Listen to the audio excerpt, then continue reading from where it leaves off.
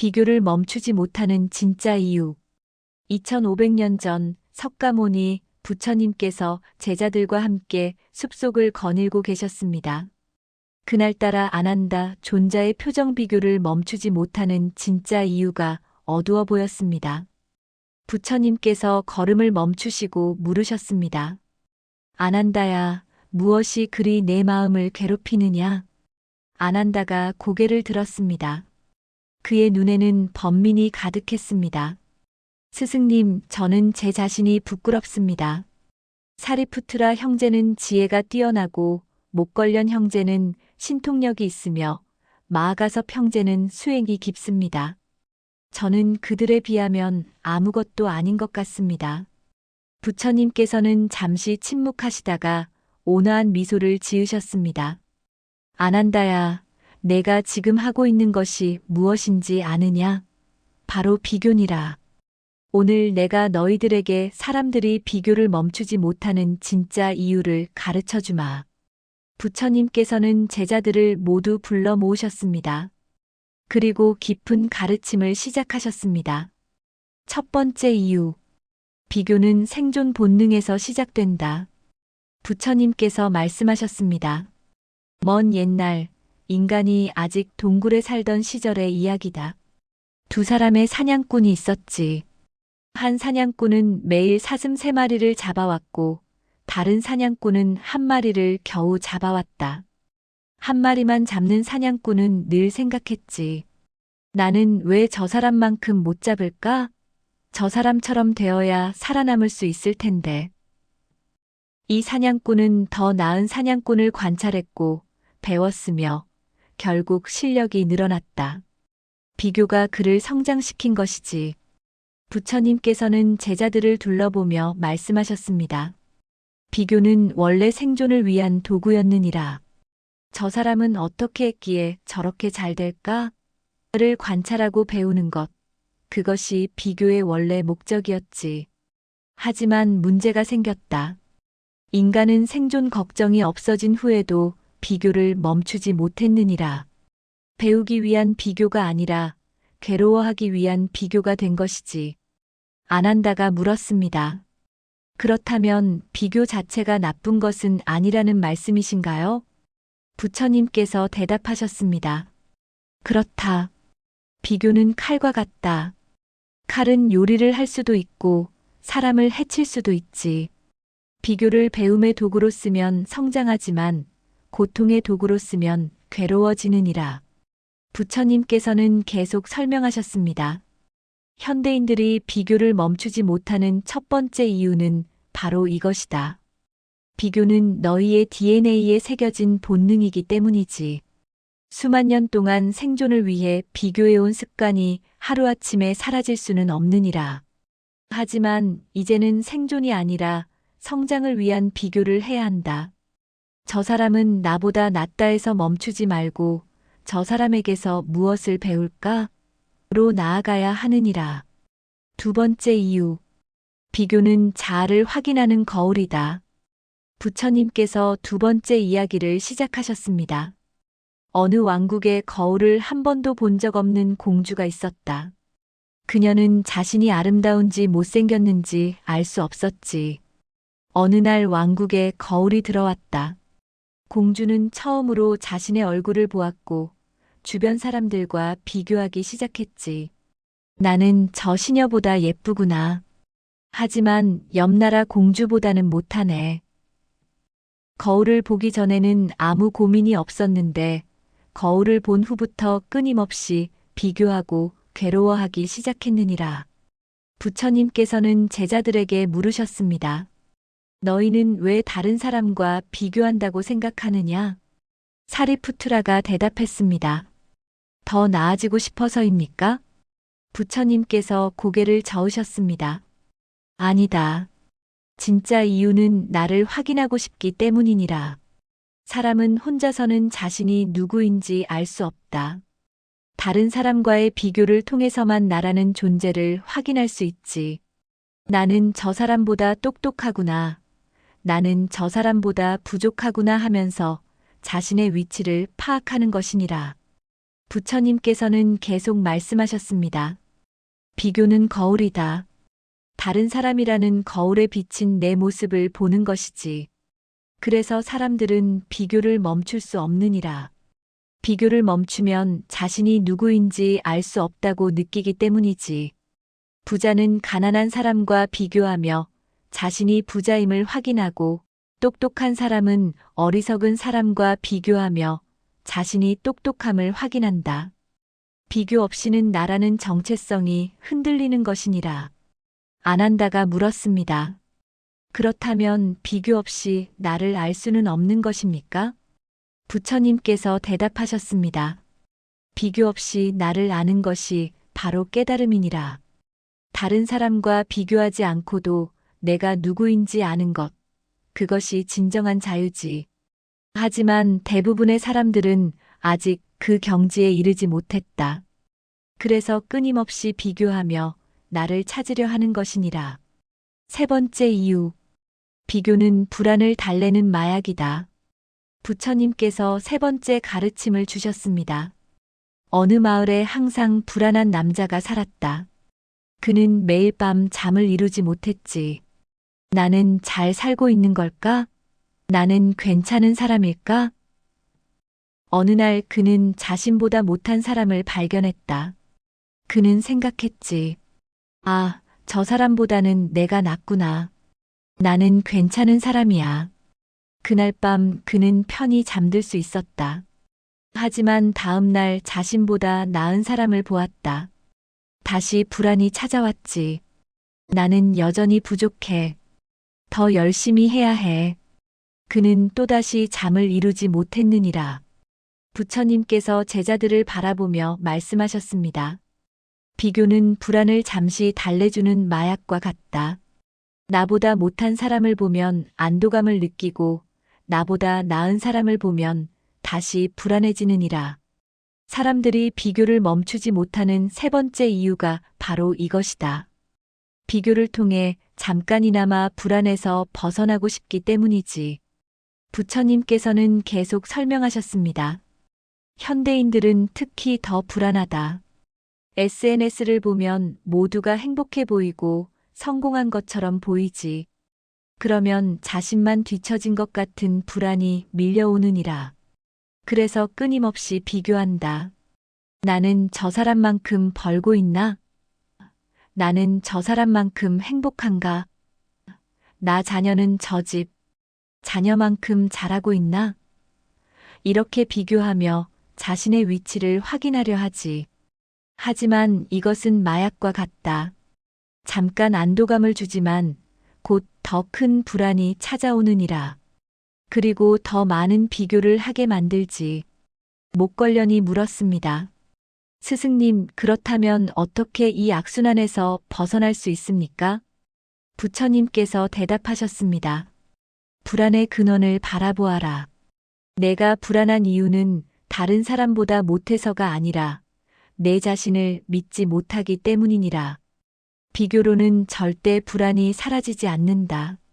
아무리 많은 사람보다 나아져도 항상 더 나은 사람이 나타나기 때문이지. 진정한 평안은 비교를 멈출 때 온다.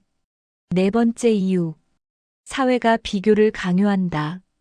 부처님께서 네 번째 이야기를 들려주셨습니다. 어느 왕국에 시험 제도가 생겼다. 왕은 모든 사람을 시험 점수로 줄 세우기 시작했지. 한 소녀는 원래 그림 그리기를 좋아했다. 하루 종일 그림을 그려도 행복했지. 하지만 시험 제도가 생긴 후 소년의 아버지가 말했다. 그림은 쓸모없다. 시험 공부를 해라. 다른 아이들을 봐라. 모두 열심히 공부하고 있지 않느냐? 소년은 그림을 그만두고 공부를 시작했다. 하지만 행복하지 않았지. 그는 매일 다른 아이들과 점수를 비교하며 괴로워했느니라. 부처님께서는 깊은 한숨을 내쉬셨습니다. 사회는 끊임없이 비교를 강요한다. 학교에서는 성적으로, 직장에서는 연봉으로, 결혼 시장에서는 조건으로 사람을 줄 세우지. 어릴 때부터 1등을 해라, 남보다 앞서라. 경쟁에서 이겨라는 말을 듣고 자란다. 비교가 습관이 되고 삶의 방식이 되어버리는 것이니라. 부처님께서는 제자들을 둘러보며 말씀하셨습니다. 현대 사회는 비교를 더욱 부추긴다. 학벌, 직장, 집, 차, 배우자, 자녀의 성적까지 모든 것이 비교의 대상이 되느니라. 사람들은 비교하고 싶지 않아도 비교할 수밖에 없는 환경에 놓여 있다. 친구들이 모이면 자녀 자랑을 하고 동창회에 가면 누가 더 성공했는지 따지며 SNS를 보면 다른 사람의 화려한 삶이 펼쳐지느니라. 사리푸트라가 물었습니다. 스승님, 그렇다면 우리는 어떻게 해야 합니까? 사회를 바꿀 수는 없지 않습니까? 부처님께서 대답하셨습니다. 사회를 바꾸려 하지 마라. 내 마음을 바꿔라. 비교를 강요하는 사회 속에서도 비교하지 않을 자유를 가질 수 있느니라.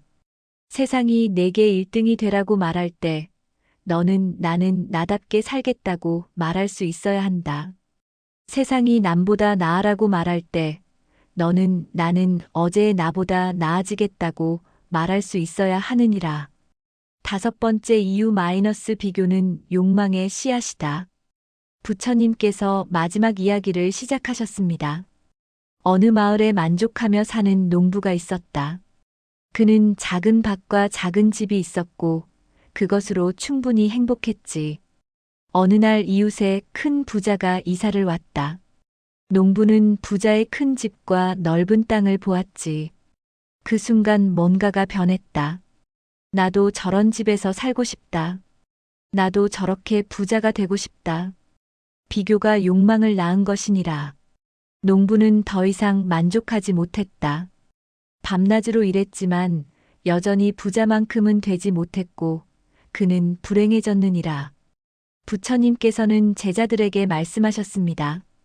비교는 욕망의 씨앗이다. 다른 사람의 것을 보면 갖고 싶어지고 다른 사람의 삶을 보면 그렇게 살고 싶어지느니라. 원래 내게 없던 욕망이 비교를 통해 생겨난다.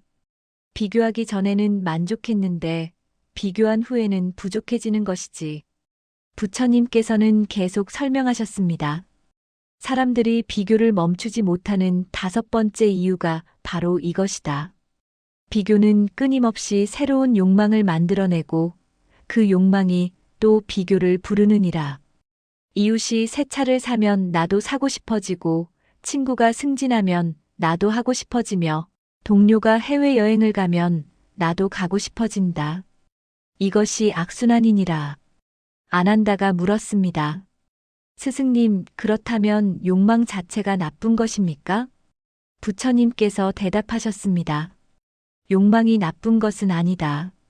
하지만 비교에서 비롯된 욕망은 너를 행복하게 하지 못하느니라. 내 내면에서 우러나온 욕망은 너를 성장시킨다. 나는 음악을 하고 싶다. 나는 사람들을 돕고 싶다. 이런 욕망은 진짜 욕망이지. 하지만 비교에서 생긴 욕망은 가짜 욕망이다. 남들도 하니까 나도 해야 한다. 저 사람도 가졌으니 나도 가져야 한다. 이런 욕망은 채워져도 만족이 없느니라. 부처님의 해법. 비교를 멈추는 5가지 방법. 부처님께서는 제자들을 모두 모아놓고 말씀하셨습니다. 이제 너희는 비교를 멈추지 못하는 진짜 이유를 알았다. 그렇다면 어떻게 비교에서 벗어날 수 있을까? 1번째 방법. 비교의 목적을 바꿔라. 비교 자체를 없앨 수는 없다. 하지만 비교의 목적을 바꿀 수 있느니라. 저 사람보다 내가 못하구나 해서 멈추지 말고 저 사람에게서 무엇을 배울까? 로 나아가라. 비교를 괴로움의 도구가 아니라 성장의 도구로 사용하는 것이니라. 누군가 너보다 나은 것을 보았을 때 질투하거나 좌절하지 말고 저분은 어떻게 저렇게 되었을까? 나도 배울 수 있을까? 라고 생각하라. 2번째 방법. 남이 아니라 어제의 나와 비교하라. 진정한 비교의 대상은 남이 아니라 어제의 너 자신이니라.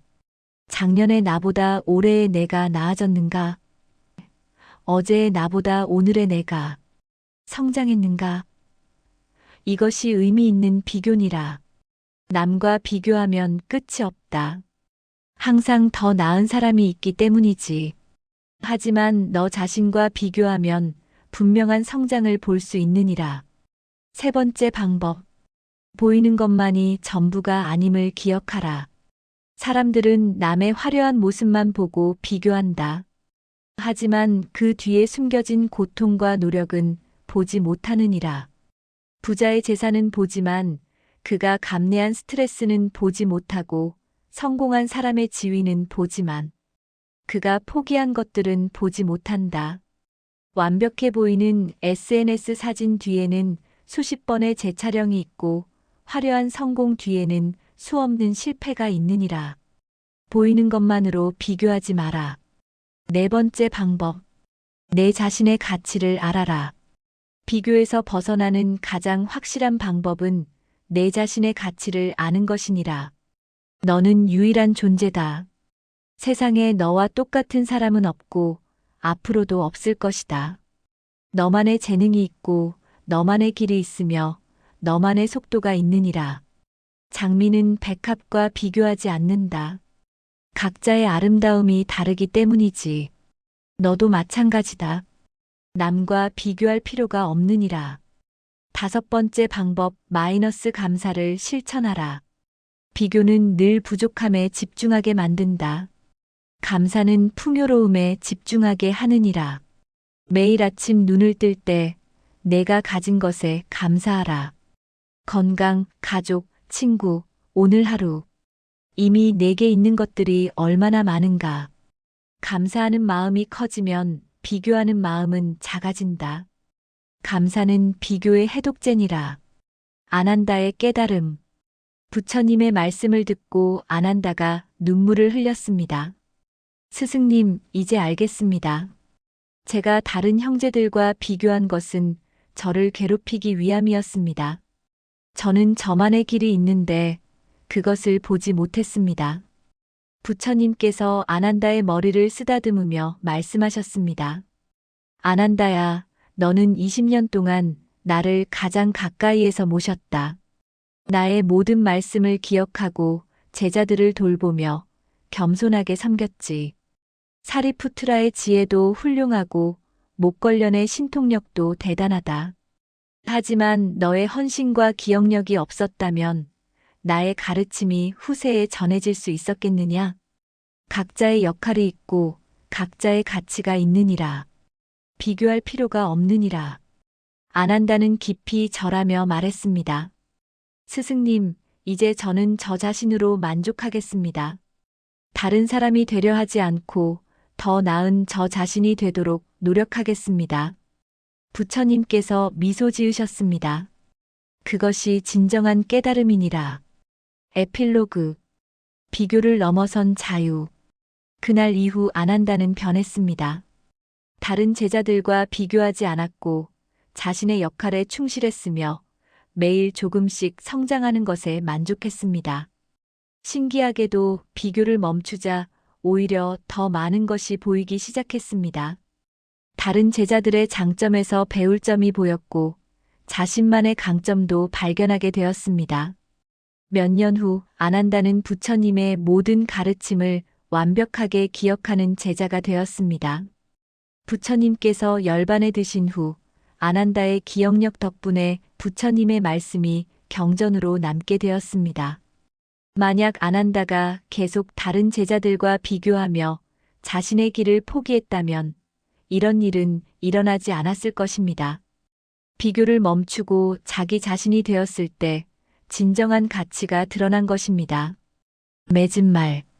여러분, 우리가 비교를 멈추지 못하는 이유는 5가지입니다. 비교는 생존 본능이고 자아를 확인하는 거울이며 불안을 달래는 마약이고 사회가 강요하는 것이며 욕망의 씨앗입니다. 이 모든 이유가 우리를 비교의 감옥에 가두고 있습니다. 하지만 기억하십시오. 비교는 도구일 뿐입니다. 그것을 어떻게 사용하느냐는 여러분의 선택입니다. 비교를 고통의 도구로 쓸 것인가, 성장의 도구로 쓸 것인가? 남과 비교할 것인가? 어제의 나와 비교할 것인가? 보이는 것에 속을 것인가? 진실을 볼 것인가? 남의 기준으로 살 것인가? 나만의 가치를 찾을 것인가? 부족함에 집중할 것인가? 감사함에 집중할 것인가? 선택은 여러분의 것입니다. 오늘부터 비교를 멈추고 여러분 자신이 되십시오. 세상에 여러분과 똑같은 사람은 없습니다. 여러분은 비교의 대상이 아니라 그 자체로 완전한 존재입니다. 부처님께서 2500년 전 아난다에게 주신 이 가르침을 기억하십시오. 비교를 멈출 때 진정한 자유가 시작됩니다.